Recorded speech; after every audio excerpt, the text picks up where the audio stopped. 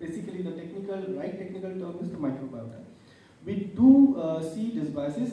In our sense, we had to define the term dysbiosis because again, it is not defined. What do you mean by dysbiosis? So in our case, what we have done is we not only look at the good and the bad, so-called good and the bad, because to me, any good bacteria can become bad. They are mostly opportunistic. It also depends on the person's immunity. If the immunity of the person is bad, the good microbiota can become bad also. So again, those terms are debatable. But yes, dysbiosis is there. That means that the production of SCFA is less. That means the production of neurotransmitters is less. That means the diversity is less. If you put all these things together, then this term dysbiosis can be addressed. And there what we have done is we have patented a particular score called Rich Index that gives a kind of indication of how dysbiotic the gut is. And in 99% of the cases that we have seen so far, close to 6,000 cases so far, all of them had dysbiotic gut. So, is this as a standardized test available now in India also? I was going for it. There is a SOVI test which they are talking about. SOVA basically sells our test in their name. So we provide the test. Our test is called Bugspeaks. Bugspeaks. Right. Can I ask one question? Yes, please. It's open now. So I'm going to just, I have these questions which we started out, but any more questions? I have a small presentation if I can in 10 minutes. I don't think we'll have that much time for a presentation because we are running late. So we'll just go ahead with the question, please. Thank you, Dr. Dar. So I have done a few tests from Bugspeaks as well. So I just want to understand, apart from the three things that you mentioned, that diversity, short chain fatty acids, and there was a third thing that you mentioned, neurotransmitters, which give us a guide.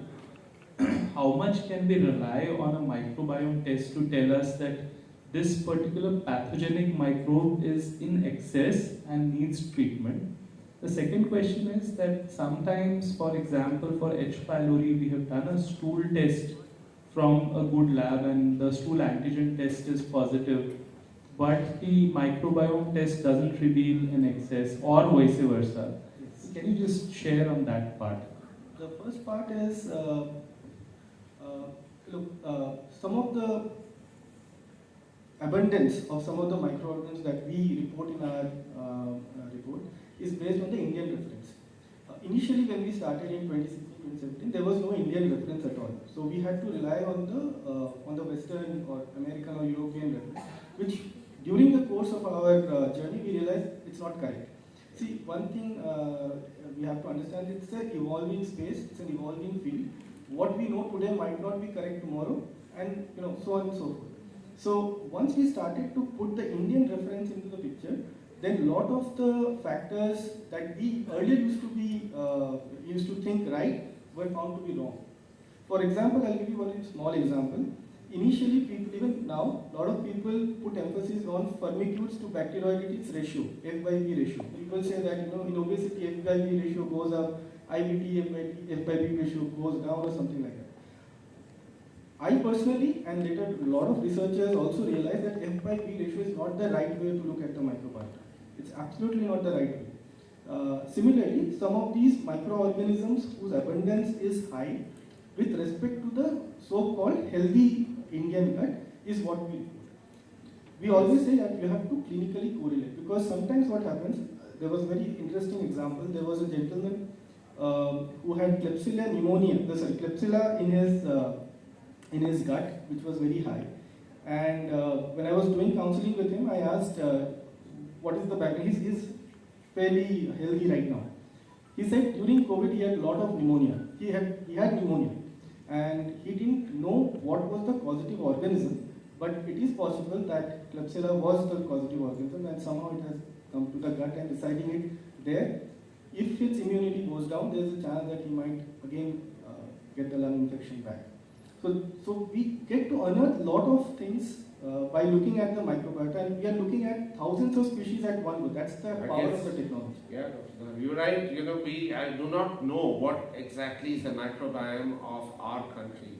Even there will be a north-south divide, there will be east-west divide. There is going to be difference because it's related a lot to our dietary habits.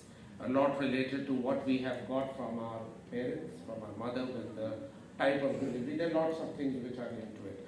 But yes, you have come up with a testing which I don't think, I'd like to ask how many people are aware that they could actually get their microbiome tested. There are very few, but it is available.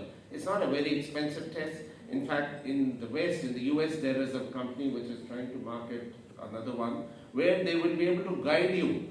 They'll keep checking it every 2 months, your microbiome, and if it changes, they may be able to predict disease. So it's something which is really, really exciting. And one good thing which Dr. Dhar pointed out, which I also learned was, like in schizophrenia, lactobacillus and bifidobacter, the two bacteria which is supposed to be healthy, are in excess. In ADHD and schizophrenia, they are at higher levels than normal. So it's not necessary that only the Firmicutes and the ratio of lactobacillus, they have to be impaired. There could be good bacteria which could also be causing problems. So I think we've already covered this long-term impact of mycotoxin. Dr. Anoop, do you want to add something more to it? You had already covered, you had said it leads to HCC and cancers, or there is something more you'd like to say? These mycotoxins are disaster of 21st century.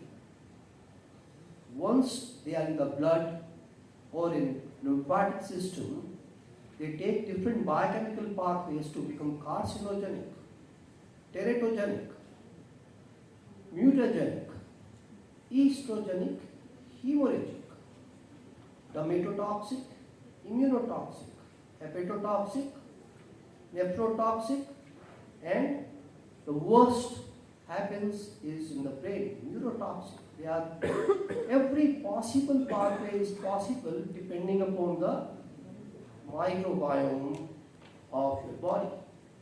Thank you. Thank you, Dr. Anoop. I think that's a scary thing.